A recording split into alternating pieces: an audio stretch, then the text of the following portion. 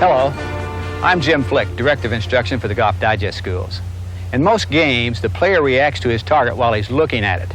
Golf is also a target game, but the golfer cannot look at the target while he's in action.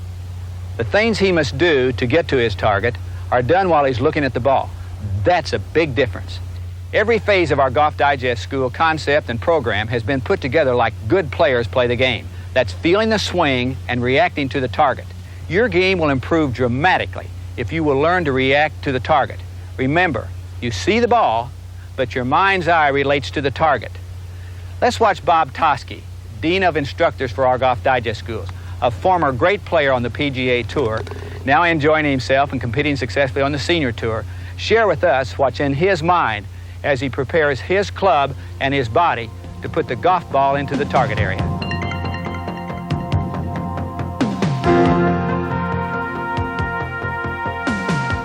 Target on the green is only the size of a mason jar.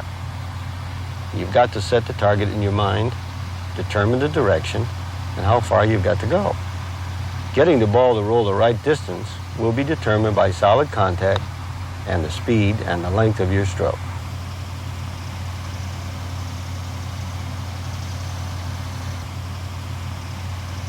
On your shot to the green, you've got a larger target, the green.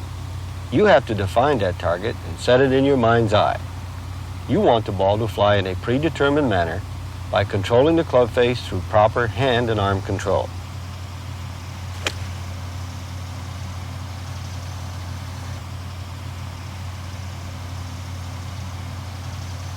Here we are on the tee. The same principles apply, only now your target is the landing area in the fairway. Here's my recipe for helping you reach that landing area. My eyes track into the target area. That allows me to aim my club face.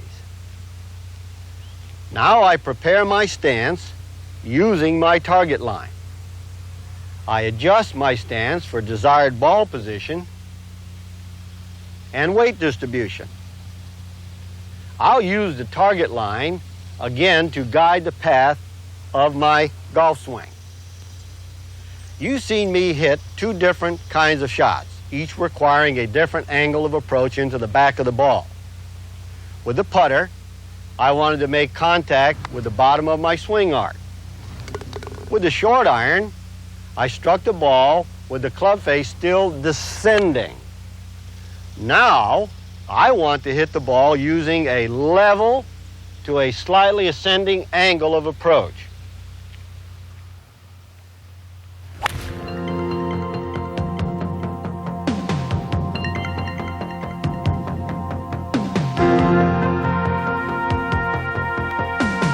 The number one word in a golfer's mind prior to swinging the golf club should be simply the word swing. It will get his mind and body prepared for the act, and he should actually visualize the swinging of the golf club as it relates to the grip end and the head end of the club swinging freely, to identify the rhythm of the motion. And to accomplish that sense of movement, I would ask you that you work on your grip to hold the club lightly enough that you can feel the weight in the head of the club. There's not one grip that fits every golfer because their hand size and grip strength will vary. But in general, we would like for the club to be in the fingers of the left hand enough that the thumb will be slightly to the right center of the shaft of the club, and the club will fit in the second joint of the middle two fingers of the right hand, enough to put the club in the fingers to allow flexion in the wrist. Now, this position will vary as to your needs and your physical strength. The pressure with which he holds the golf club is extremely important to the player. He should be able to feel the weight in the head of the golf club throughout the whole golf swing. It may increase slightly as the speed of the club increases, but he should be able to feel the weight in the head of the club as it's swinging around his body and through the ball and over to the forward side. And thirdly, the precision with which your fingers are put around the club is extremely important to match up the bottom line of the club going right up the shaft, so that after your fingers and hands are around the club, that you don't find yourself in a wrong position with the club face.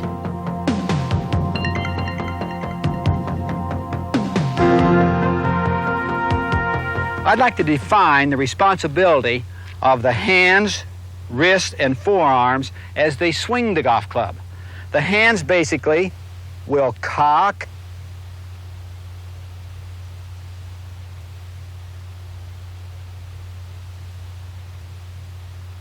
uncock,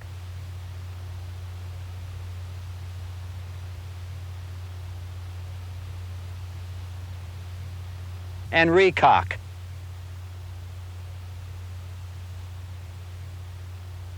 The left hand pushes downward while the right hand pulls upward to cock. Then your hands uncock and recock.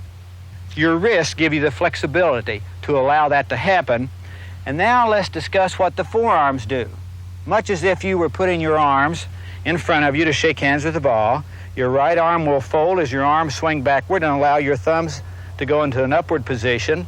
Swing down and face the ball with the thumbs, so to speak, and over on the forward swing, allowing your arms to rotate and swing freely from side to side. And that by itself is not a particularly impressive move.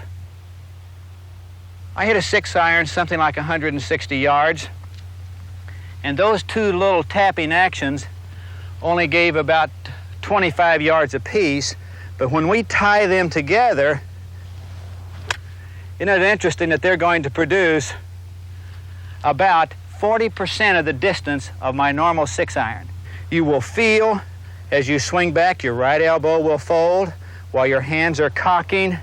You'll feel your hands uncock and recock, squaring the club face, and you'll feel your left elbow fold on the forward swing. So it's cocking and swinging, and you can strike your golf ball considerable distance with minimum effort. That's what is the heartbeat of the golf swing, helping you sense the feeling of the weight in the head of the club as it swings in and around and down and through your golf ball.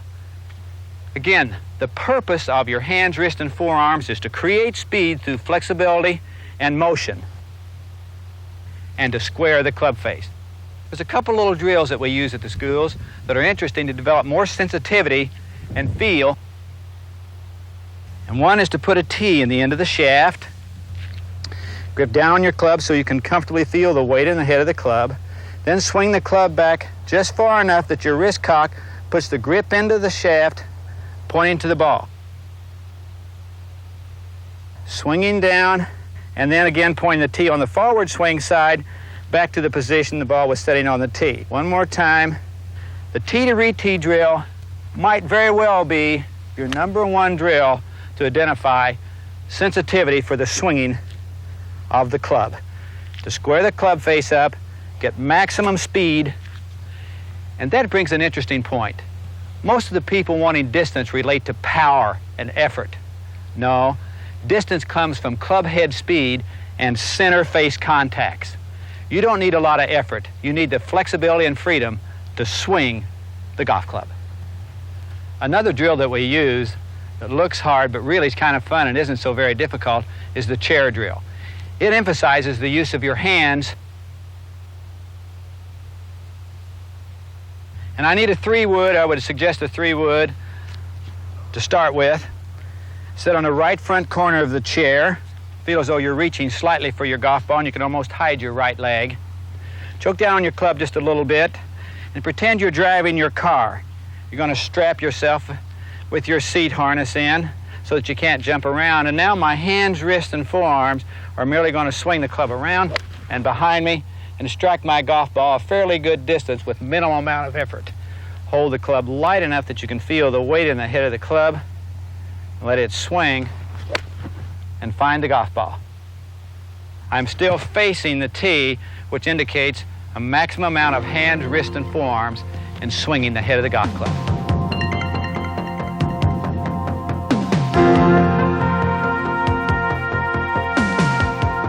The second swing is another swing. The swing of the arms freely from the shoulders. Not with the shoulders, but swinging the arms freely from the shoulders. It will look something like this. We are now adding the length of our swing of the club back a little further with our upper arm swinging freely from the shoulders to give us a full motion. If I try to make my shoulders control my swing, I have something that looks very tight and very tense, so I must have the swing of the arms to turn the shoulders. Bob Toskey's made a lot of contributions to teaching the game of golf. I feel his most significant is helping us understand that the swing of the club through the hands and arms freely turns the shoulders. A turn will not create a swing, but a swing will create a turn. Again, the swing of the arms around and back a little further. My hands and wrists are still cocking, so let's add the second component of our total golf swing, and we're going to see more distance develop simply by swinging the club not harder, not more powerfully, but simply longer and more freely. So I've added another 60 yards or so to my swing, and now that 6-iron's going about 120 yards with simply the first two components of my swing being the swinging of the club head through my hands, wrists, and forearms. Now transporting the swing back and around my body further to give more freedom in the motion. And now I will have my arms swinging 180 degrees almost, going back, and now through 180 approximately, but my shoulders are only turning 90.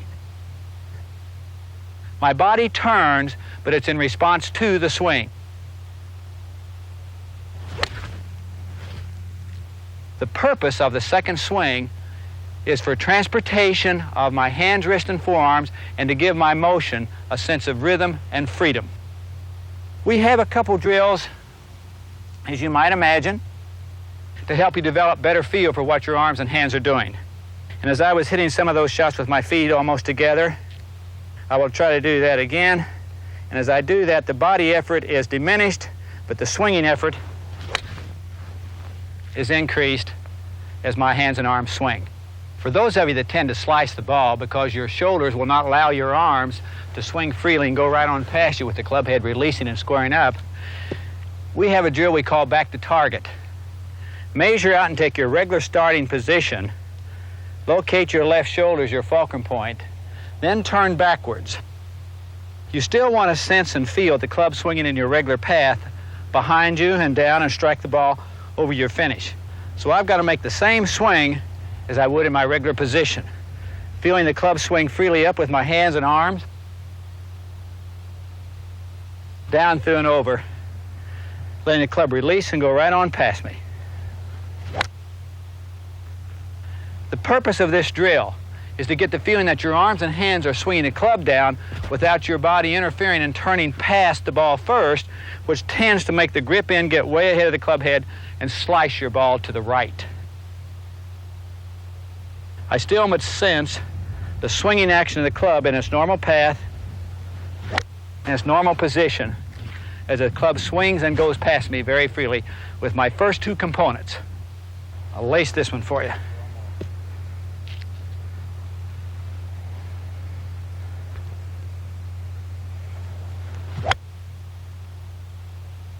That's solid and that's fun, to feel the swinging of the club through your hands, wrist, forearms, and upper arms swinging freely from your shoulders.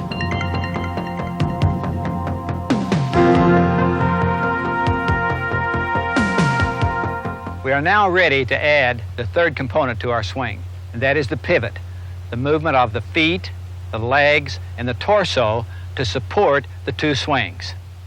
In its rawest form, it'll look something like this. I spread my feet into its regular position, and then I feel my feet and knees move to support and turn in harmony with the swinging of my arms.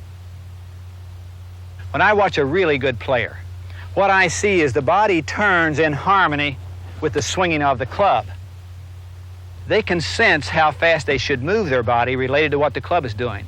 Less effective players are trying to make the body move the club, and that's out of sequence and out of importance. We have, again, the movement of the feet and the knees to turn the hips, while the swinging of the hands, arms, and club turns the shoulders. So let's put it together, and presto, let's see what we have. Feet and legs turning and moving to support the swinging of the arms, and you'll see my right hip turn as long as the club is swinging backwards.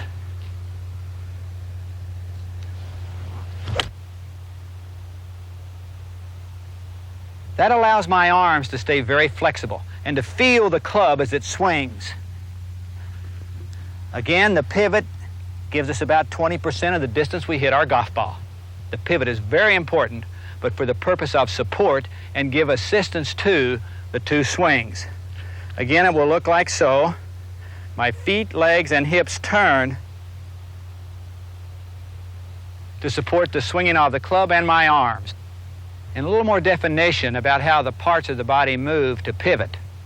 We would see on the backswing that the lead foot would roll inward, the heel coming upward, as the knee points to the right of the ball and backwards, while the right hip is turning out of the way.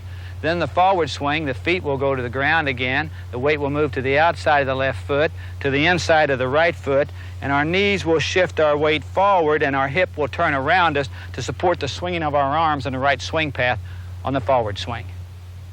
Again, the feet and knees would like to turn the hips to give you a lot of agility and freedom. The hands and arms would like the swing to turn the shoulders. Then those parts can be synchronized to help you feel the swinging of the golf club. Again, the purpose of the pivot is one of weight shift and support so your arms and hands can stay flexible enough to give you speed and solid ball club contact. We have some drills that will help you develop efficiency in your pivot. The first we use is a step-in drill. Ask you to tee your ball slightly off the ground. Take your regular starting position. Then you will move your left foot to your right foot, the club in front of your eyes. If you leave the club behind the ball, your shoulders will get too open and throw you out of position. Then you swing and turn freely to the top, then step back as a baseball swing, then feel your arms swing forward. That's helping you develop efficiency for your weight shift. Looks something like this.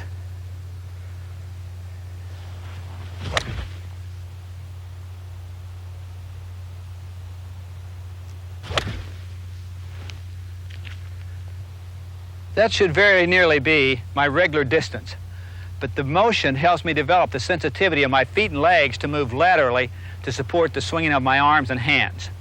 And then we have a fun-looking drill called the machine gun. Tee up 5 balls,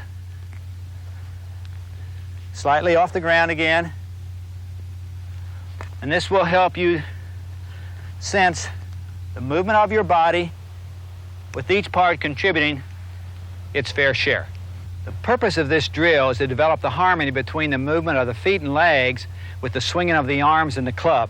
So you make a few swings just to get the movement of your arms and body freely, and then just start walking and swinging and swinging and walking and swinging and striking your golf ball with each of the parts of your body moving freely to support the swinging of the golf club. The drills are really fun. I'd encourage you to use them when you can, even if it's at home in your backyard with a wiffle ball. But the drills need to be done almost daily to increase and improve your sensitivity for the swinging of the club. Remember, the club is the big deal. It must swing. The body moves to allow that to happen.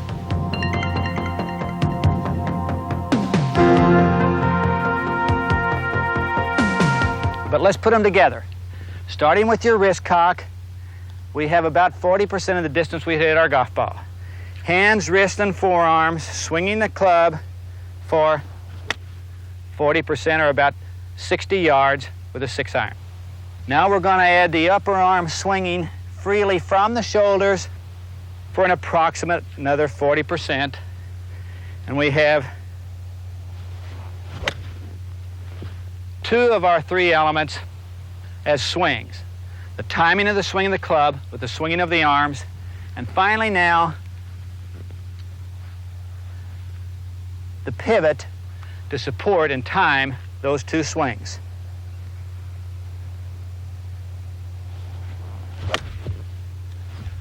And we have 100% of efficiency without a lot of effort. That's what swing means. In conclusion, there's 2 swings, the swing of the club and the swing of the arms, supported by the pivot. That gives our swing a vertical and a lateral and a rotary dimension to fit your body type and to fit your needs as to the club you have in your hand. The hands are largely responsible for the vertical dimension of your golf swing. The arms and legs are largely responsible for the lateral dimension of your golf swing, or from side to side. And your shoulders and hips are responsible for the rotary or turning motion. Now, those need to be done in a sequence that fits your needs. For some people, we like to start the swing perhaps with their hands cocking. With other people, we like to start the swing with their arms swinging. And some, they need to start with the hips turning first to fit their particular needs. But the big deal is that you learn to swing the club and can get an on-time release. Release means returning the club to its starting position at impact. So it cocks and returns to its starting position. If you can visualize the start of a 220-yard dash, that helps us see how the club must be swung to gain an on-time release. If you would, remember the guy on the outside lane has to get a head start because he's got to get around the curve the same time or in a fair relationship with the man on the inside. So our 220-yard dash starts at the top of the swing. The club head, which has gone some 3, 6, 9, 12, 15, approximately 18 feet, must be timed with my arm, which has gone a foot, 2, 3, 4, 5, and maybe 6, but my waist has only turned 1 foot. This is the guy on the inside circle. So in my swing, to get an on-time release, I must time the swinging of the club with the swinging of my arms and the turning of my body. That's called timing. That's why you need the sensitivity to feel the golf club and time the release and squaring of the golf club. That allows the club to swing and go right on past us to give us the freedom of motion that will allow you to develop some goals related to playing and practicing. Your practice goal should be related to feeling the head of the club, then feeling the path, and then feeling the face position as you swing it. When you're on the golf course, you want to sense and feel the pace of your swing related to your target. I promise you, that'll help you play better golf for a lifetime.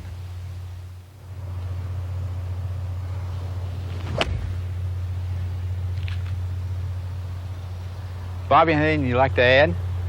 Jim, that was really complete. Thank you, Bob. And the way I tie it all together is with these 3 thoughts. The eyes sense the target, the hands feel the golf club, and the feet feel the ground. And that is going to help you develop